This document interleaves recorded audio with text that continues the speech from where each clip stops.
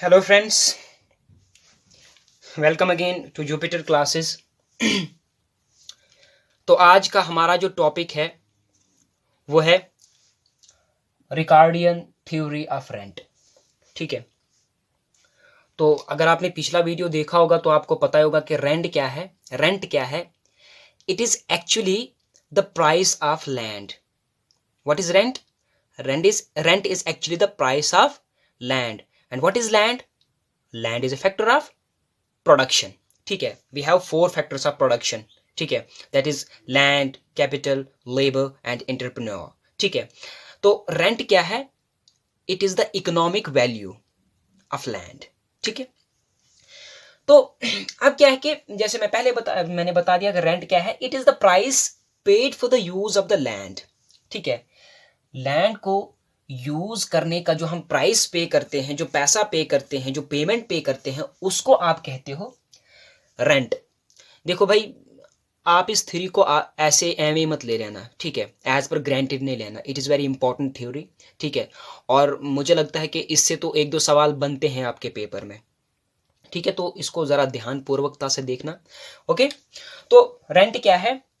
Rent है ज़मीन की price. It is the price that we pay for the use of the land. Okay, it is rent. अब क्या है कि अगर आपको पता होगा कि हम लैंड जो है खुद नहीं बनाते, इंसान लैंड बनाता नहीं है, बट नेचर ने उसको वो प्रोवाइड कर रही हुई है।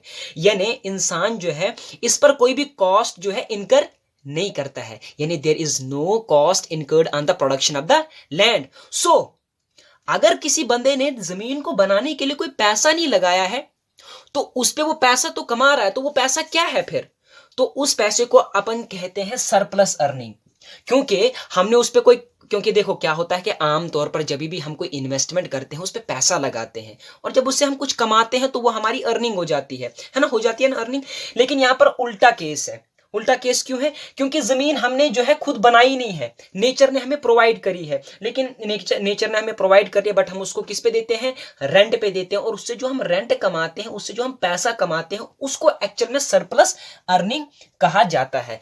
सरप्लस अर्निंग कहा जाता है, या इसको आप इकोनॉमिक रेंट भी कहते हैं।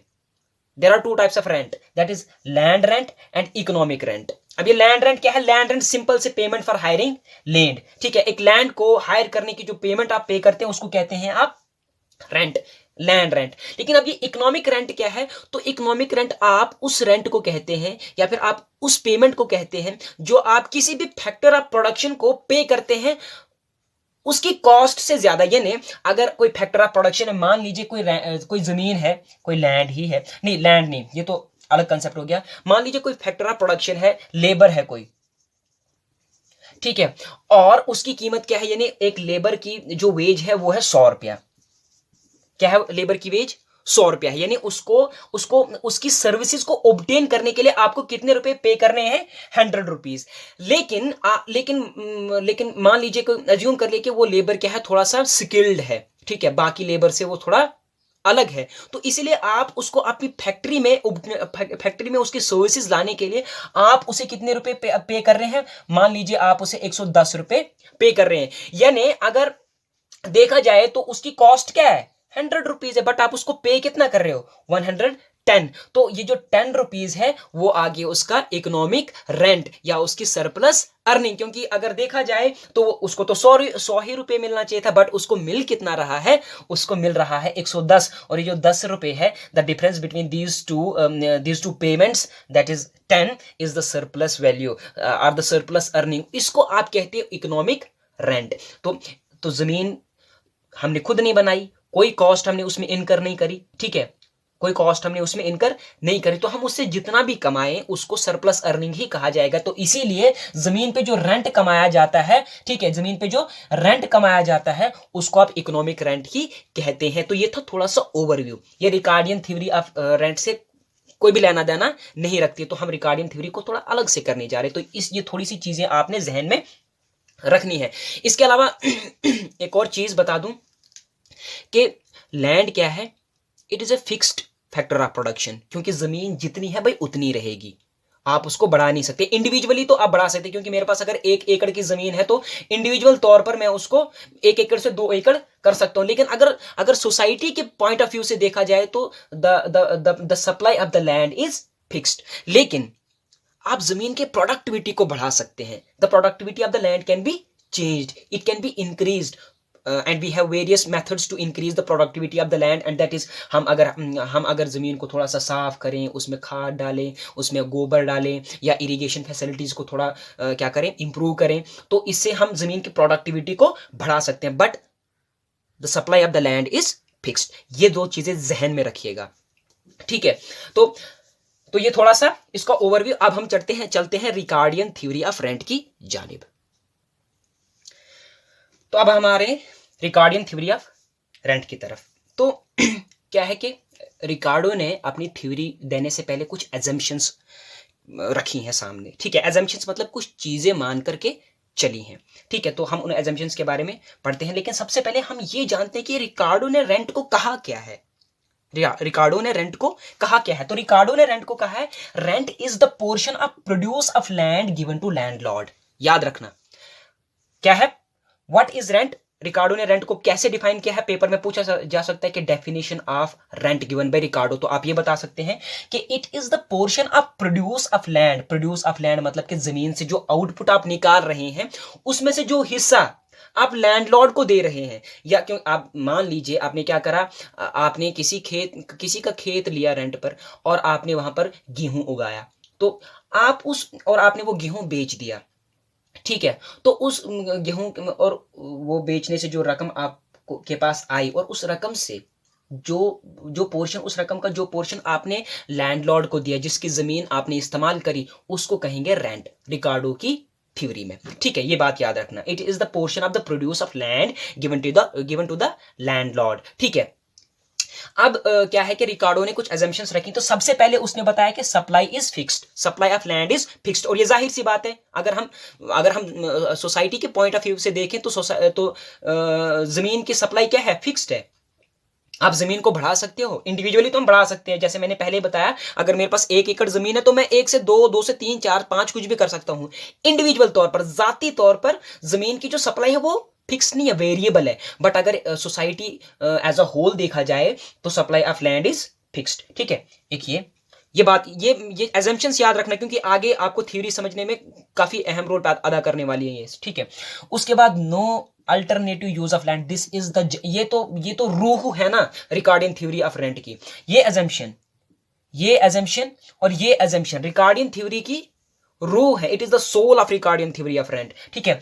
No alternative use of land मतलब रिकार्डो ने कहा कि रिकार्डो ने ये अज्यूम किया है कि जमीन को हम सिर्फ एक ही इस्तेमाल के लिए यूज कर रहे हैं, एक ही चीज को प्रोड्यूस करने के लिए इस्तेमाल कर रहे हैं, और वो चीज है कॉर्न। याद रखना, कॉर्न, और भी कोई दूसरी चीज नहीं, ओनली कॉर्न, ओनली कॉर्न। मतलब कि no alternative use of land, मतलब ये कि ट्रांसफर अर्निंग क्या है, जीरो है। ट्रांसफर अर्निंग मतलब ये कि अगर हम किसी चीज को किसी दूसरे काम में लगाएं और उससे जो अर्निंग होगी उसको कहेंगे आप ट्रांसफर अर्निंग। लेकिन since there is no alternative use of land, तो transfer earning of land is zero. It is the most important point, so keep in mind, okay. तो क्या उगा रहे हैं, कॉर्न, ये बात। उसके बाद लैंड डिफर्स इन क्वालिटी। इसके बाद एक और एजम्पशन ली रिकार्डो ने एक एजम्पशन ये ली कि जो जमीन है वो अलग अलग क्वालिटी के है, ठीक है। इट डिपेंड्स अपॉन, जमीन की क्वालिटी क्या है, अलग है, और ये मुख्तलिफ फैक्टर्स पे डिपेंड करता है जमीन की क्वालिटी, ठीक है। ये बात भी याद रखना। उसके बाद there is perfect competition in the market of land. Perfect competition land के मार्केट में होने का ये मतलब है, there are so many landlords, बहुत सारे लैंडलॉर्ड्स हैं जो अपनी जमीन देने के लिए तैयार हैं, and at the same time there are plenty of farmers who are willing to get the land in rent, ठीक है। ये बात याद रखना, आई समझ आपको। तो इसका मतलब ये है, परफेक्ट कंपटीशन होने का ये मतलब है कि ना तो लैंडलॉर्ड का और ना ही फार्मर का प्राइस पे कोई इन्फ्लुएंस है, ठीक है। यानी प्राइस मींस रेंट पे इनका कोई भी कंट्रोल नहीं है परफेक्ट कंपटीशन होने की, क्योंकि हजारों फार्मर्स हैं, हजारों लैंडलॉर्ड्स लैंड दे रहे हैं। ठीक है, अगर अगर कोई क्या कहता है, अगर मान लीजिए मैं किसी एक फार्मर के एक लैंडलॉर्ड के पास चला जाऊं और उसको बताऊं 1 एकड़ जमीन दे दे मुझे, और अगर मार्केट में रेंट कितना है 10 है, और वो बोलेगा 15, तो जाहिर सी बात है मैं उसके पास नहीं लूंगा, क्योंकि मुझे पता है कि भाई दूसरा भी बंदा है, दूसरे बंदे पड़े हुए हैं, मैं उससे ले लूंगा। लेकिन अगर लैंडलॉर्ड कम होते, मतलब कि उनकी तादाद कम होती, तो मुझे ये डर रहता है यार, अगर इससे नहीं मिलेगा तो कोई दूसरा ले लेगा, सो जाहिर सी बात है मैं इसी से ले लूं। लेकिन परफेक्ट कंपटीशन होने की वजह से क्या है, हम प्राइसेस पे कोई कंट्रोल है, क्योंकि बहुत सारे लैंडलॉर्ड्स जमीन ऑफर कर रहे हैं। ठीक है, तो ये थी कुछ एजम्पशंस। अब हम आगे आते हैं। तो अब तक हमने ये जो एजम्पशंस देखी, तो इन एजम्पशंस की बुनियाद पर रिकार्डो ने कहा कि रिकार्डो के रेंट जो है वो 2 तरीके का होता है। एक होता है आपका स्केर्सिटी रेंट और दूसरा होता है आपका डिफरेंशियल रेंट। याद रखना, स्केर्सिटी रेंट और डिफरेंशियल रेंट। अब ये स्केर्सिटी रेंट क्या होता है? तो स्केर्सिटी रेंट का मतलब ये है कि जब रेंट क्या है, किसकी वजह से पैदा हो, when the rent rises due to the scarcity of land, it is called the scarcity rent। याद रखना, when the rent arises due to the scarcity of land, जब जमीन की किल्लत की वजह से रेंट आए, मतलब रेंट देने की नौबत आए, तो उसको आप कहते हो स्केर्सिटी रेंट। और जब रेंट जो है जमीन की डिफरेंट क्वालिटी होने की वजह से अराइज हो, ठीक है, उसको आप कहते हो डिफरेंशियल रेंट। तो हम आज पढ़ेंगे स्केर्सिटी रेंट के बारे में। ठीक है, ये आ गया आपका स्केर्सिटी। अब हम स्केर्सिटी रेंट को डायग्रामेटिकली समझेंगे। तो डायग्रामेटिकली समझने के लिए हमारा जो रिकार्डो हैं, उन्होंने क्या कहा, उन्होंने इस थ्योरी को एक्सप्लेन करने के लिए बताया कि एक पॉपुलेशन है, ठीक है, किसी गांव में कोई रहते थे, कोई पॉपुलेशन रहती, तो उन्होंने एक नया आइलैंड जो है, याद रखना, उन्होंने एक नया आइलैंड क्या किया, डिस्कवर किया, और उस गांव के सारे लोग जो हैं कहाँ चले गए, उस आइलैंड पर रहने के लिए चले गए। ठीक है, और उस आइलैंड पे चले गए, तो लोगों ने वहां पर क्या करना शुरू किया, खेती बाड़ी करना स्टार्ट किया, और क्या उगाने लगे, सिर्फ कॉर्न, क्योंकि एजम्पशन ही यही है कि वो सिर्फ कॉर्न ही उगाएंगे। अब क्या है कि पहले पॉपुलेशन कम थी, ठीक है, पहले पॉपुलेशन कम थी, इसीलिए सारा का सारा आइलैंड जो है वो खेती बाड़ी के अंडर नहीं था। ठीक है, तो इसी वजह से क्या है, रेंट नहीं अराइज हो रहा था।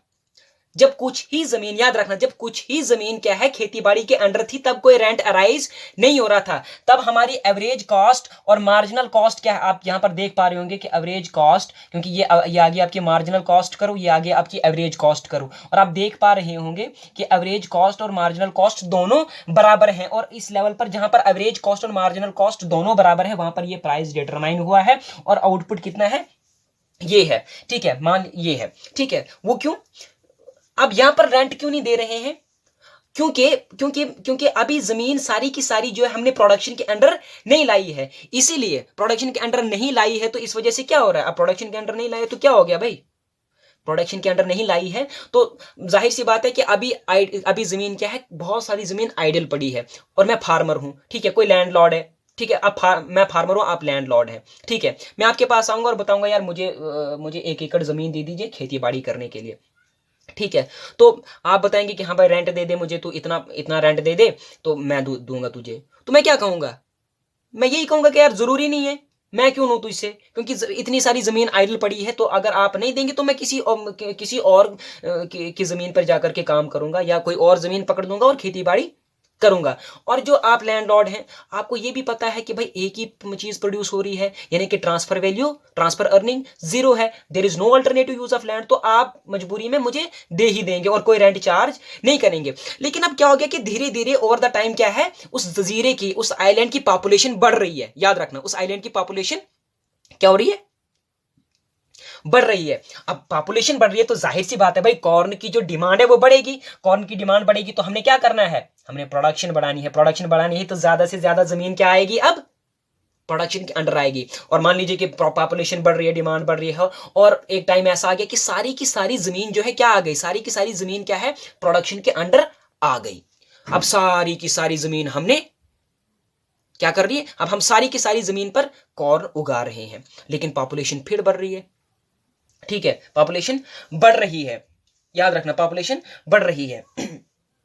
तो अब क्या होगा, अब ये होगा कि अब जमीन की डिमांड जो है वो बढ़ रही है, लेकिन सप्लाई तो उतनी है ना, सप्लाई बढ़ नहीं रही है ना, क्योंकि जमीन फिक्स्ड है ना, supply of land is fixed but demand is increasing. So when the demand is more than the supply of a thing, what happens, the price is increases. ठीक है, याद रखना, when the demand of a thing, of a commodity, चाहे वो जमीन है कुछ भी है, जब किसी चीज की डिमांड ज्यादा होती है, उसकी सप्लाई कम होती है, तो उसकी प्राइस जो है बढ़ जाती है। तो इसी वजह से अब आउटपुट हमने इतना प्रोड्यूस करना है, ठीक है, तो आउटपुट इतना प्रोड्यूस करने की वजह से क्या हो गया, हमारी जमीन की डिमांड जो है बढ़ गई, और जमीन की डिमांड बढ़ गई और सप्लाई कम है, तो इस वजह से प्राइस जो है वो P से P1 की तरफ बढ़ गया। और इससे आप देख पा रहे होंगे कि अब हमारी मार्जिनल कॉस्ट क्या है, मार्जिनल कॉस्ट क्या है, ये है, और हमारी एवरेज कॉस्ट क्या है, ये है। अब आप देख पा रहे होंगे कि मार्जिनल कॉस्ट और एवरेज कॉस्ट के दरमियान में फर्क है ना, फर्क कितना, मार्जिनल कॉस्ट और एवरेज कॉस्ट के दरमियान में कितना फर्क है, EH, और एक्चुअल में यही फर्क आपका रेंट है। क्यों है रेंट, क्योंकि पहले जो हमारा फार्मर था, उसको लैंडलॉर्ड को कोई भी रेंट देना नहीं पड़ रहा था, यानी उसको जितनी अपनी मेहनत लग रही थी या उसको जितना अपना कैपिटल पे खर्चा आ रहा था, वो एवरेज कॉस्ट मान के चल रहा था और उतनी प्राइस पे चार्ज कर रहा था और वो कमा रहा था। लेकिन अब क्या हो गया, जमीन की डिमांड बढ़ने की वजह से क्या हो गया, अब उसको रेंट पे करना पड़ रहा है। उसको क्या पे करना पड़ रहा है, रेंट पे करना पड़ रहा है, यानी कि अपनी मेहनत के अलावा या जो वो कैपिटल पे खर्चा कर रहा है उसके अलावा उसने अब क्या करना, कुछ पैसे जो है लैंडलॉर्ड को देने हैं। और जाहिर सी बात है, अब जब वो कुछ पैसे लैंडलॉर्ड को देगा तो उसकी जो कॉस्ट है वो बढ़ जाएगी, और उसकी कॉस्ट बढ़ने की वजह से क्या होगा, वो उस कॉस्ट का क्या करेगा, उसको प्राइस में शामिल करेगा, और प्राइस जो है P से P1 की तरफ बढ़ेगा। तो it is actually the difference between the average cost and the marginal cost which arises due to the increase in the demand of the land is known as rent. समझ आ गई आपको। और इसी वजह से अब ये रेंट क्या है, एक्चुअल में ये क्या है, it is the produce of the land, it is the produce of the land, it is the portion of the produce of the land which the farmer is supposed to give to the landlord। ठीक है, तो इस वजह से ये है scarcity rent. ठीक, और स्केर्सिटी रेंट किसकी वजह से अराइज हुआ, due to the scarcity of the land, क्योंकि जमीन जब स्केर्स होने लगी, किस वजह से भाई, पॉपुलेशन बढ़ने लगी, पॉपुलेशन के बढ़ने की वजह से कॉर्न की डिमांड जो है क्या हो गई, बढ़ गई, और कॉर्न की डिमांड बढ़ने की वजह से हम ज्यादा से ज्यादा जमीन जो है वो खेती बाड़ी के अंडर लाने, एग्रीकल्चर के अंडर लाने लग गए, जिसकी वजह से लैंड की डिमांड बढ़ गई। लेकिन और अगर देखा जाए तो सप्लाई जो है लैंड की वो फिक्स्ड है, तो इस वजह से रेंट जो है अराइज हुआ। ठीक है, अब आप ये सोच रहे होंगे कि यार ये रेंट अराइज कैसे हुआ। भाई जाहिर सी बात है, जब जमीन की सप्लाई जो है कम है, कुछ भी नहीं है, जमीन की सप्लाई फिक्स है बट उसकी डिमांड बढ़ रही है, तो जाहिर सी बात है जब मैं किसी के पास जमीन क्या कहते हैं वो लेने जाऊंगा, रेंट पे लेने जाऊंगा, तो वो मुझे क्या बताएगा, हाँ भाई इतने पैसे दे तो ले, और नहीं तू नहीं लेगा तो कोई और ले लेगा, है ना। अब वो मुझे ऐसे कहेंगे क्योंकि जमीन की सप्लाई फिक्स है, डिमांड ज्यादा है, तो मुझे लैंडलॉर्ड कहेगा भाई तू नहीं लेगा तो कोई और ले लेगा। तो मैं बताऊंगा यार सही बात है, दे कितने पैसे लेने हैं, तो वो पैसे में क्या करूंगा, वो अपनी कॉस्ट में इंक्लूड करूंगा मैं, और कॉस्ट में इंक्लूड करूंगा मतलब मेरी कॉस्ट ऑफ प्रोडक्शन बढ़ रही है, तो उसकी वजह से मैं प्राइस हाई कर दूंगा। तो इसी वजह से इनिशियल प्राइस और एक्चुअल प्राइस में initial price and actual price में जो डिफरेंस आएगा, इट इज एक्चुअली रेंट। तो ये थी आपकी बस स्केर्सिटी रेंट। हम कल करने जा रहे हैं डिफरेंशियल रेंट। Thank you.